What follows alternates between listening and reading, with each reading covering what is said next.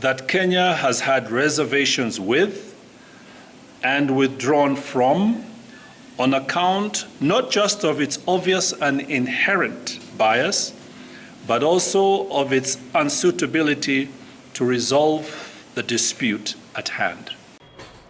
dowladda Kenya ayaa sheegtay inaysan aqoonsan doonin go'aanka lagu wado inuu ka soo baxo maxkamadda caalamiga ah ee ICJ ee ku saabsan muranka soodinta badda ee kala dhaxaysa dalka Soomaaliya.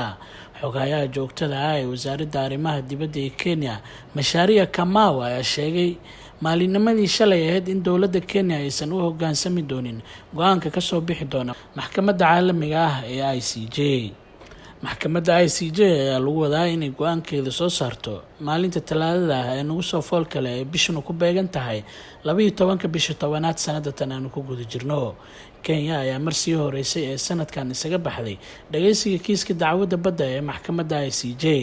muranka badda ee u dhaxeeya Kenya iyo Soomaaliya ayaa in muddaha soo jiitamayay. Mr. Kamau ayaa sheegay in dacwadda badda ay ka baxsan tahay xindaabka maxkamadda, isagoo sidoo kalena shaki geliyay dhexdhexaadnimada maxkamadda ICJ ee fadhigeedu yahay magaalada Hague.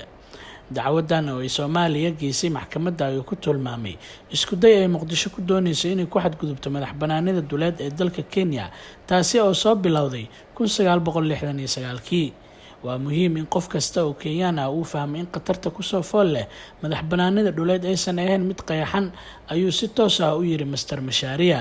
dacwadda ka dhanka ah Kenya ee taala maxkamadda ICJ iyo maxkamadaha ay gacmaha la gashay dacwadaha ka baxsan xindaabka sharciyeed waxa ay murug weyn ku noqotay xaalad cusubna ku keentay in dowladda Kenya ay marba marka ka dambeysa soo saaraan hadallo iskhilaafsan. Kenya ayaa in muddo ahba ku adkeysanaysa in dacwadda badda lagu xaliyo wada hadal, halka dowladda Soomaaliya ay doorbiday in lagu xaliyo go'aanka ka soo baxa maxkamadda ICJ.